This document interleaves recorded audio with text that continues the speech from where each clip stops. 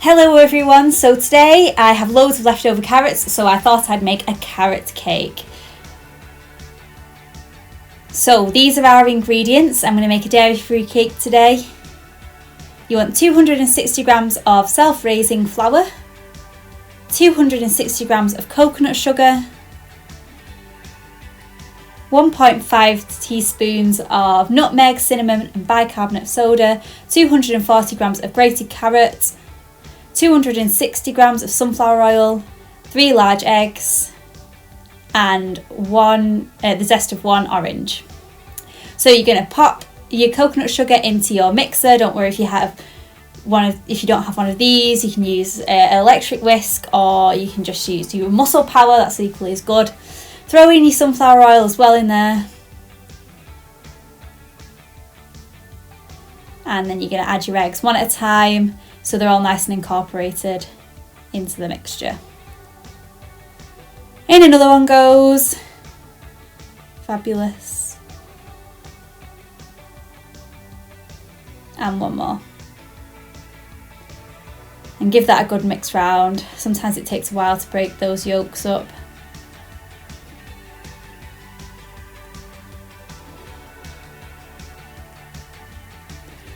And then that's all nicely incorporated, so you're going to add your grated carrot. All that goes straight in.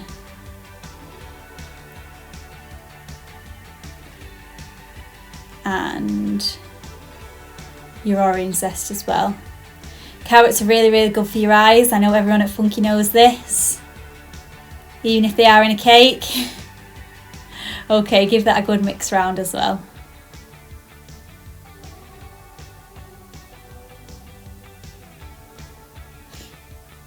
So then you're going to add in your spices and your bicarb, and you're going to start adding your flour in little by little, giving it a mix round as you go.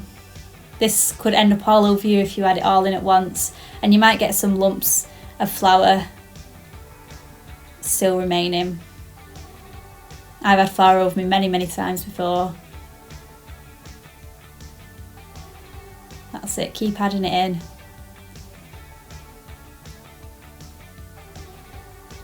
And a little bit more until all your flour's gone.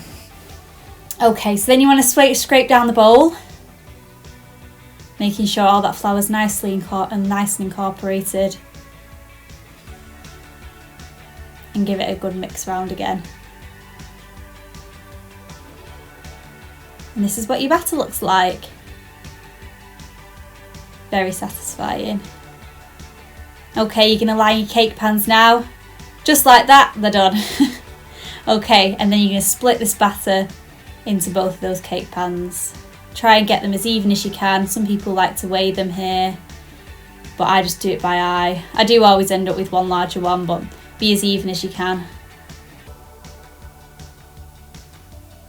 And then these can go in the oven at 180 degrees for about 25 minutes. And then we're going to do some washing up. Got to make sure we do the washing up as well. And when your cakes come out of the oven, you know the bake's when the skewer or the knife comes out nice and clean. And leave them in the pans for a little bit to cool down, and then you can transfer them to a cooling rack. Okay, onto the buttercream. And I'm also going to teach you how to make some natural food dye as well. So for your natural food dye, you want about 4 carrots, and you're going to juice those. If you don't have a juicer, you can blend them up, that's okay as well.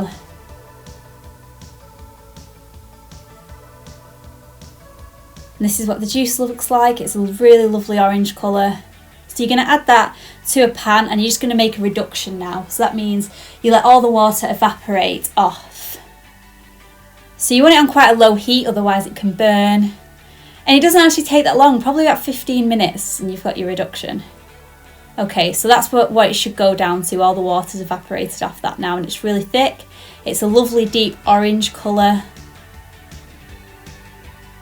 As you can see, 4 carrots doesn't go very far. Okay, so if you're icing, you want 400 grams of icing sugar, 200 grams of vegan butter. This is the one I use. It's really, really good. And 1 tablespoon of oat milk, but I did need a bit more. And then you also want a teaspoon of vanilla paste. So you're going to add all those ingredients into your stand mixer again. Again, you can use an electric hand whisk, or if you want, you can use your muscle power for a workout.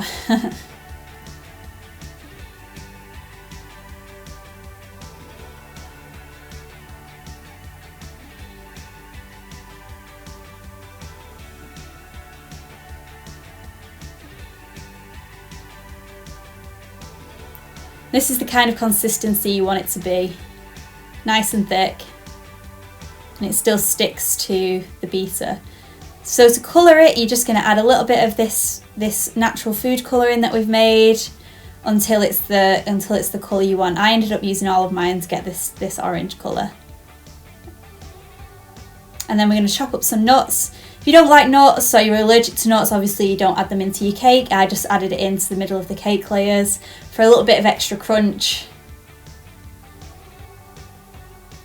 So here I'm just levelling my cake. Now you don't have to do this if you don't want. It's just I am a bit of a perfectionist and I like my cakes to be even sizes. But you don't have to do this, but it was a really cool cake topping idea that I had, which you'll see in a little bit. So you can level them if you want to.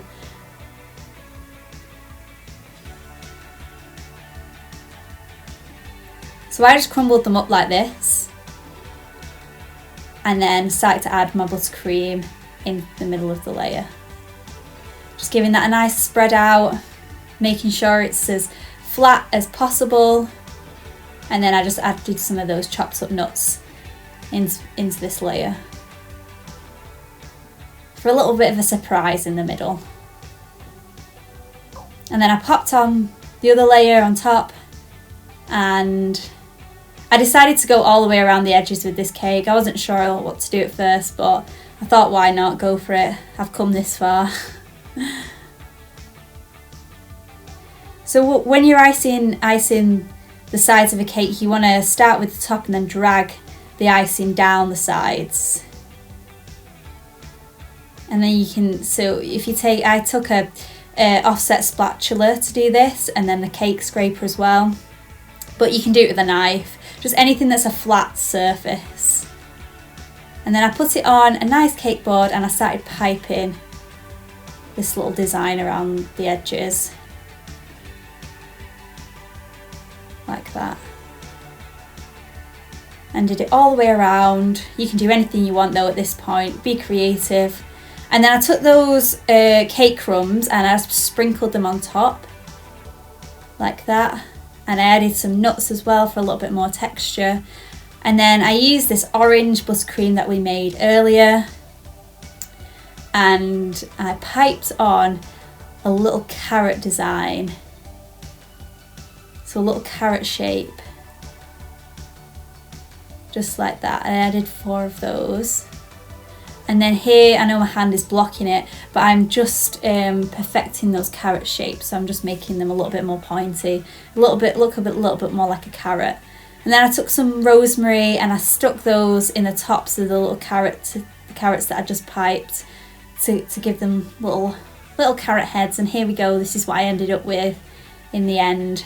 Here's a nice shot of me cutting into this. I was really, really happy with this cake actually, how it turned out.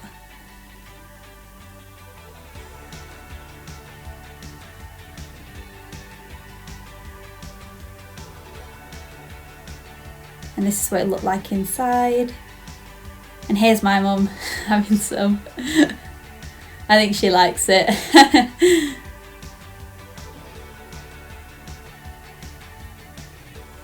So there you are guys, that is my ultimate dairy-free carrot cake. Give it a go at home, let me know if you do try it out and what you think. See you all soon!